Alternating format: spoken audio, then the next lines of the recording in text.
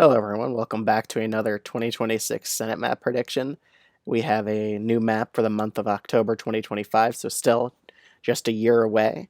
But there have been a few new developments in a lot of these key races, so let's start off with the safe states. So these are states won by either party by over a 10-point margin. So these states are just not going to be competitive at all. Florida is definitely a safe state. I don't think that'll be competitive. Colorado is one of those. Same with Oregon, Delaware. And I would put Virginia because Mark Warner, he's a pretty strong Democratic candidate. He usually outperforms the top of the ticket by a lot in presidential elections, so I have him winning by over 10. In New Mexico, I think the last time the New Mexico Senate race in 2024 was a 10-point margin.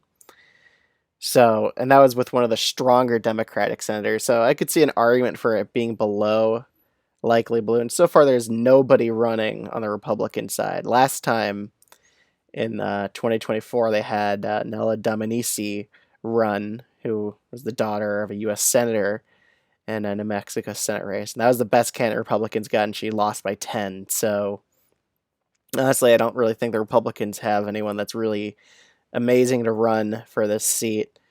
And Ben Ray Lujan, he has incumbency advantage this time around, which is something he didn't have last time around back in 2020, which is a reason why he may have underperformed Biden by quite a bit. But this time he has incumbency on his side. It's probably going to be a blue-leaning year. The generic ballot is D+3 so far. So with it being a bluer-leaning year, I think he's probably going to win by just about 10 points or so. So I still have this as a safe blue seat. Alaska, it's really only competitive if Mary Patola runs. So for now, since she hasn't announced whether she's running for governor or for Senate, I am putting this as I would say a likely Republican state. Texas, I would also probably classify as likely Republican, even in the event Ken Paxton's the nominee. Paxton previously won statewide by 7 to 8 points. So, and the polling even backs it up still. That Emerson College poll shows Paxton ahead by 5 against Allred. This poll that showed Allred up against Paxton, I kind of doubt it. It's also Democratic internal. I trust Emerson in this race a bit more, and so far it looks like Paxton will be the Republican nominee. However, if Cornyn somehow wins the nomination, that would make this seat an even safer seat for Republicans. So for now, I'm putting this as likely Republican. Going up to Nebraska, Dan Osborne. So far, there's only been very sparse polling out of this race. So far, it does say it's a slightly competitive race, but so far, all the polls have been conducted by Osborne's campaign, showing him down by 1, up by 1. I don't think it's going to be that close. I think it's going to be kind of similar to the race that happened last year in 2024, where it was likely Republican. So I'm putting that as likely Republican this time. Going over to New Jersey, you may question why I'm putting New Jersey down from safe blue, but that's because of a recent poll that showed that Cory Booker only had a +3 approval rating in New Jersey. So, judging by how Andy Kim did as well back in New Jersey, he only won New Jersey by 9. I think this race is probably going to be around a similar margin of only a 9-point victory for Cory Booker. Again, New Jersey has seen a lot of big shifts in 2024, and I think with Cory Booker's approval rating only being favorable by 46 to unfavorable to 43, I'm putting down New Jersey as a likely blue state in the 2026 Senate elections. Going over to Minnesota, this is going to be a likely blue state. So far, Penny Flanagan, she's a heavy favorite to win the Democratic nomination. Let's see if there's any recent polling done out of this race. No, I've only seen predictions out of here, but I don't doubt that she would win by over 5. So I'm putting this as likely blue. Going to Iowa, next, we actually have a very strong Republican candidate. They're replacing Joni Ernst, who I think would have been in a lean Republican race. Now she's getting replaced with Ashley Hinson. She outperformed Trump by a lot in her congressional district previously. So I think she's actually a pretty solid candidate to run here. But so far, we didn't really have any polls out of this race with Ashley Hinson as the nominee. There's only been polls done with Joni Ernst, which showed how vulnerable she was. But this is still a likely Republican race. So Democrats really aren't going to be too hopeful to really take this seat back. They are performing well in the special elections in Iowa, but you always got to take special elections with a grain of salt. It's a low turnout election. Really anything could happen in them. So I'm not really taking that much value in them, especially for predicting the Iowa Senate race. I think this is still going to be Hinson's seat. She probably wins by 8 points or something. So let's head over to New Hampshire, which is the last likely state. We actually had a recent development that on the Republican side, we actually have a Sununu heavily considering running, John E. Sununu. He used to be a U.S. Senator out of New Hampshire. But I don't really think that's really going to change much. We could just take a look at the polling here. But Chris Pappas, he leads John Sununu, most recent poll, by 6 points. Other polls, he leads by 3 and 2 points.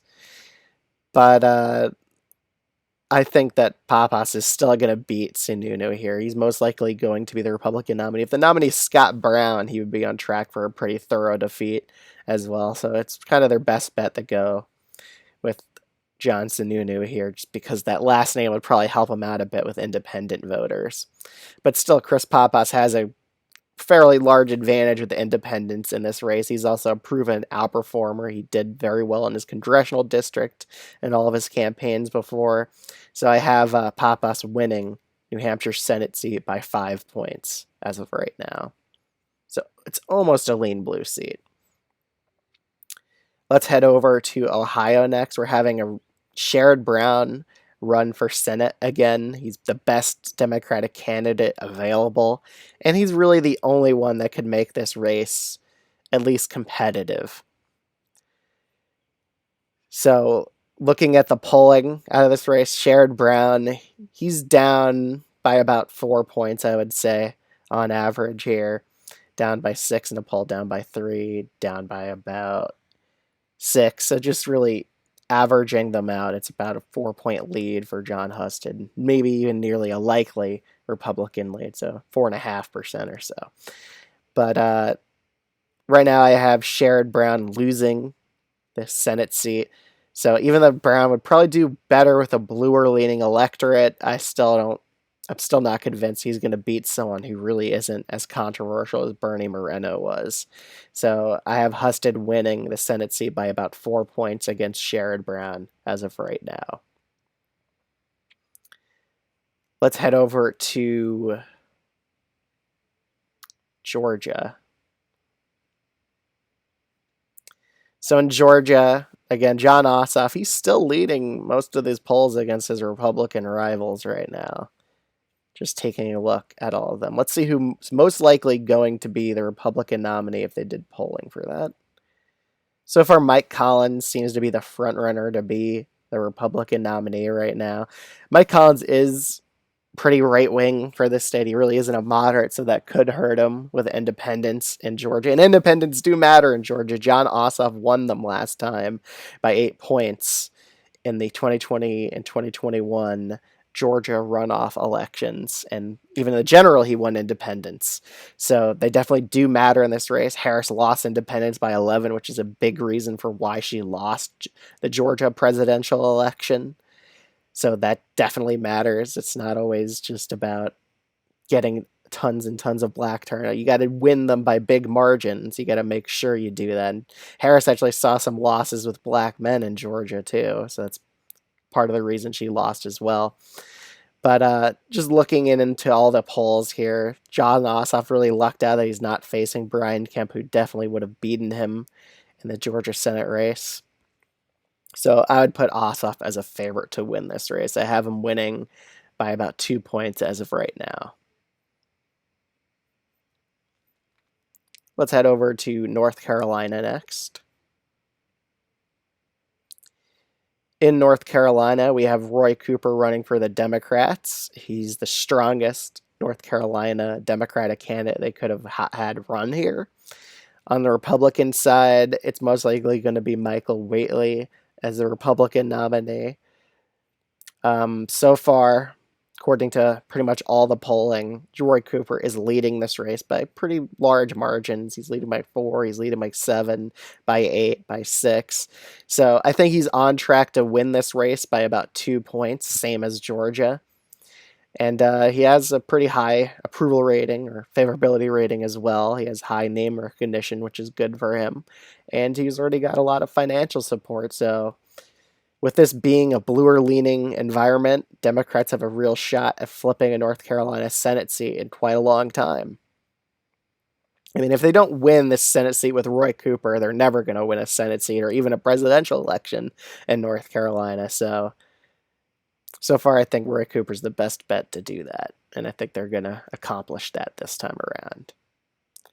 Heading over to Maine's Senate seat, it's definitely going to be one of the more competitive races. We have Graham Plattner, who's getting a lot of turnout in a lot of his rallies and town halls. He's turning out a lot of voters. He's definitely the front runner of the Democratic primary right now.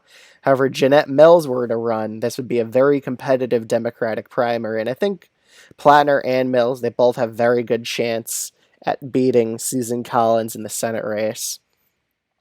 However, we always have to be careful here with Maine Senate races. Susan Collins, last time in 2020, she had a low approval rating. She still managed to win somehow. So, Maine Senate races, it's kind of difficult to predict. When Susan Collins is down by 6, she managed to win. However, this time around, I would say her approval rating's a lot lower. And a lot of Republicans really disapprove of her because they view her as too moderate, but they're still going to come out on election day to make sure she wins. But let's just take a look at the polling so far, and there really hasn't been any. We only had like a Graham Plattner poll come out, but that was an internal. So just based off this so far, even though it looks like Susan Collins is the underdog for this race, I'm still putting this as a highly competitive Senate race as of right now. So I do think the Democrats have the edge just because of how low Susan Collins' approval rating is and how a lot of Democrats are really fired up to vote her out in this blue-leaning midterm. So I have this as a tilt blue Democratic flip. I think Plattner or Mills would be able to pull off a victory against Susan Collins. Going over to the Michigan Senate race, I think Democrats should be a bit concerned about this race. I think that really Haley Stevens really isn't the best candidate for this race. She's very pro-Israel, which could hurt her among Arab voters in Michigan's urban areas. I think Democrats would probably be best off with Marilee McMorrow as the nominee. I think El Sayed could, I don't know. I don't think he's the best nominee either. I think he could possibly lose. I mean, we could take a look at the early polling out of this. Stevens appears to be in the lead so far. El Sayed has pretty much lost in every poll. Well, there was only one poll conducted for him, but he's heavily down in this poll. McMorrow, on the other hand, she did lead a poll, but that's among definite voters. But so far, it looks like Stevens is going to be winning the Democratic primary as of right now. She does have the lead in the primary polling. Saeed's in second, McMorrow's in about third here, but there really hasn't been a ton of polling out of this race.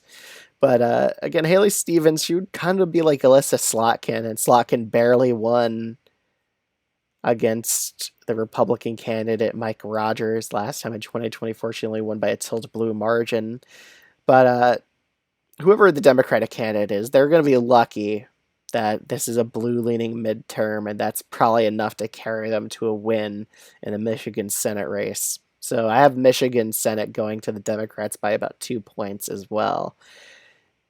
So this is how I see the 2026 Senate map as of right now. Republicans have very good odds at retaking the U.S. Senate.